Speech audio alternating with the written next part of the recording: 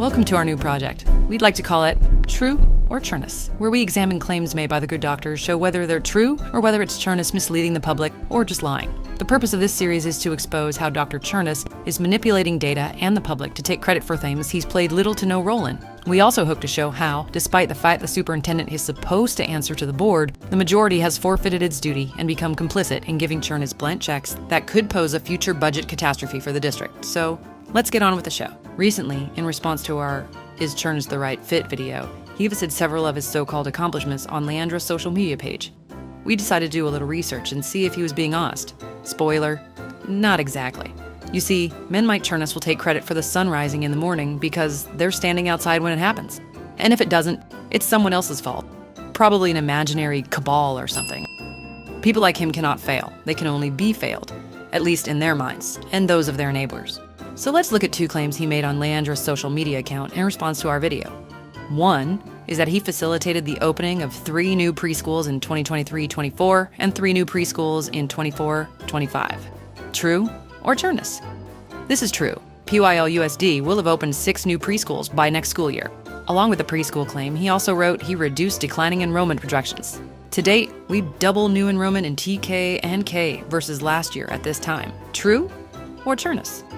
Well, not exactly true, and mostly Cherniss. He's using some vague language to hedge that enrollment is still declining, and he's also taking credit for something he had no hand in.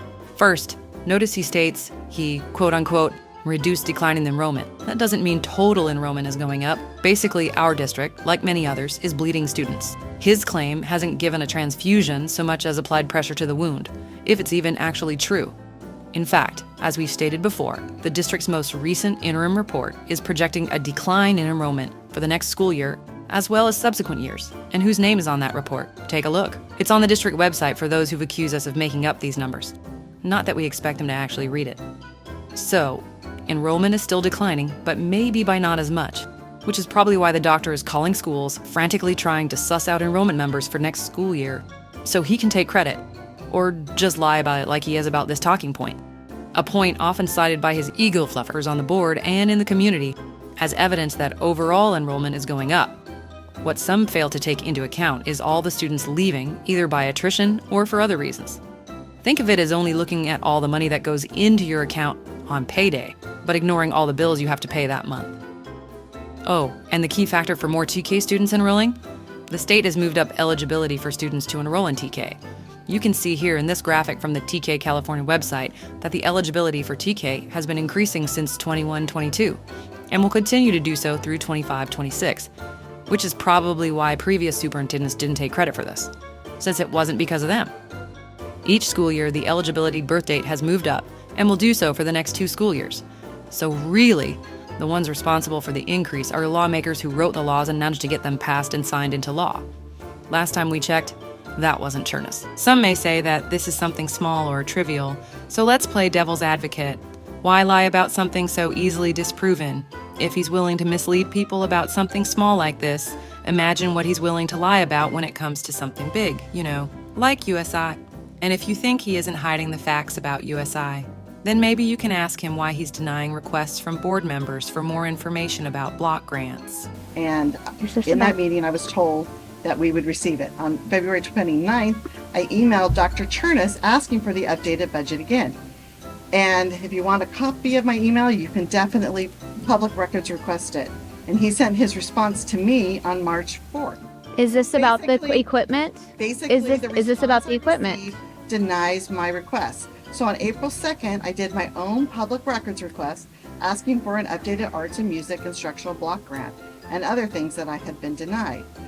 Maybe you can also ask him why they're moving $1 million of block grant funds to support technology and music education and for early education expansion to help fund the new computer science charter school. It appears he's already playing a shell game with the computer science charter, and left unchecked, he will continue this pattern with the Sports Institute. Oh, in February, so I compared the 2 budgets, and I noticed that the new budget, as of February 23rd, had a brand new light item on it. And the line item is for Bernarda Yorba Innovations Labs for the 24-25 school year for $1 million. So this $154,000 is just the first payment for this. Also, I noticed that upgrade in classroom technology to support music education at secondary schools was down $900,000. Early education expansion down $440,000, and miscellaneous instructions up $630,000 are just a few of the highlights. As in any large institution, one person is rarely responsible for an outcome. Dr. Cherniss knows this, but he's the kind of guy willing to take credit when he doesn't deserve it because he knows most people don't know or don't have the time to know what goes on behind the scenes. He also knows the complicit board majority will continue to turn a blind eye and ask no questions about excessive spending, not even the board member who's an accountant. Cherniss is like the Wizard of Oz, and we're here to pull back the curtain so parents and residents in Placentia-Yorba Linda School District learn what he really is, and how the board majority is failing in their duties to make sure he answers to them and to the people who've elected them. That's why you should be on the lookout for our upcoming video exploring the exorbitant costs that lie ahead as the Universal Sports Institute moves forward.